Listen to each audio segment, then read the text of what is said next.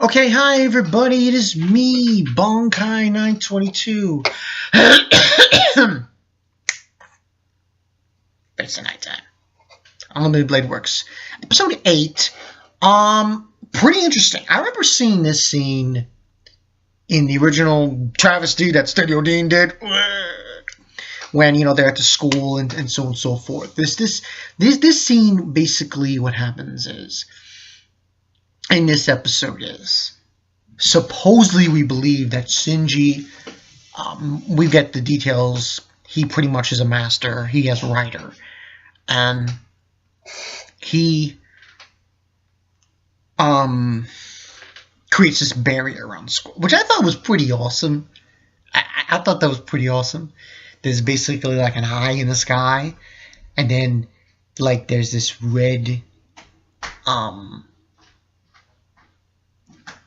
energy that comes down and it's surrounding the area of the school. People are getting their mana drained, and at that point Shiro summons Saber and everything. Pretty much what ends on happening though is we get Rin and Shiro just basically going ham in there and taking out a few of these, because I noticed like these familiars, they were golems that came out, and I realized, wait a minute, those were the ones that were created by Castor. And I'm like, okay, so it made sense there.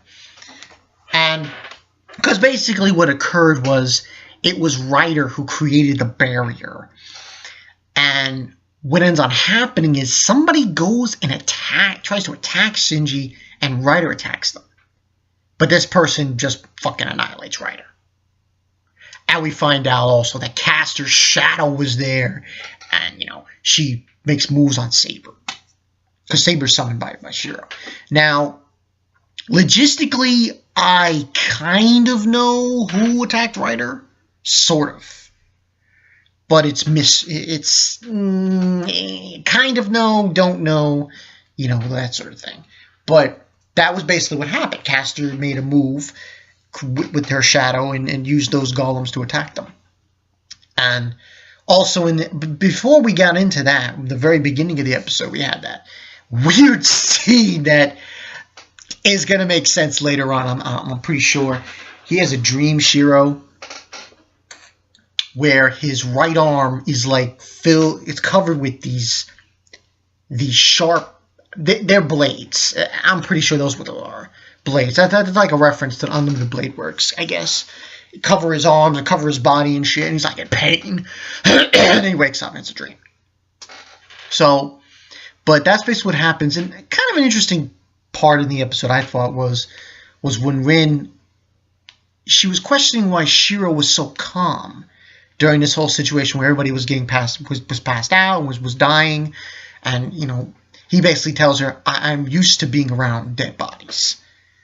Like, that was, boy. And basically, this episode, I will say right now, is like for me, it points a hint. It's a hint episode. This episode was a hint episode. Last week's episode was a hint episode of things that might be happening soon. That is the way I look at this episode and last week's episode. They tell you things that might tell you, okay, this will be discussed later on. This will be shown later on. Just keep it in the back of your mind. And you say, oh, this will be discussed later on, and this will be shown later on. Because that exchange with Saber and Castor means something later on, I believe. But overall, great episode. I thought the effect of the eye with the barrier was awesome. It was kind of barbaric seeing Rider on the wall. And she's just like, that was kind of freaky. But yeah, that was pretty awesome. Overall, 4 out of 5, because not much happened. It was just a fight with the golems, and then we see Castor, but overall, Of course, Shinji doesn't tell them who he saw attack Rider. Like, fucking useless piece of shit. He's a douche. He's a plain douche. It's as simple as that. But overall, I thought it was a good episode. And I think next week we're gonna get Archer. And I'm gonna have another Archer versus Shiro arguments. Kind of thing. But it was a good episode. Now, my guess is they're not going to completely go in with this. It's probably going to be like, they're going to go to, I think, like 12, 13 episodes. Then they're going to take a break, and then they'll probably revisit this, finish it off, probably in the winter or the spring. But so far, so good. Now, from what I know, because let's be honest, I've seen the original Studio D. They suck. And the movie of Unlimited Blade Works. Now, anyone who hasn't seen Unlimited Blade Works, the movie, I don't recommend seeing it if you've never seen Fate Stay Night. Because there's very little explanation in the movie, and all they show is pure action. But from what they did show in the movie, and what I am seeing in this show, it's following that kind of route. But listen, this is somebody who hasn't read that novel, so I don't know. But it's following in that direction. Now, if it goes to where I think it's going to go, holy shit, you guys better prepare yourselves, because it's going to get crazy. But so far, I'm liking what I'm seeing. And like I said, 4 out of 5 for this one. Good to see Saber kick some ass, and then she gets kind of a eerie moment with Caster. Caster, she kind of creeps me out. I don't know about that. You get go talk to Arba from Maggie. Yeah, that's what Caster needs to do. But overall, like I said, 4 out of 5. We'll see where this goes. I'm loving Fate Stay Night so far. I'm the Blade Works. It's doing what it needs to be done. Ufotable, these guys are great.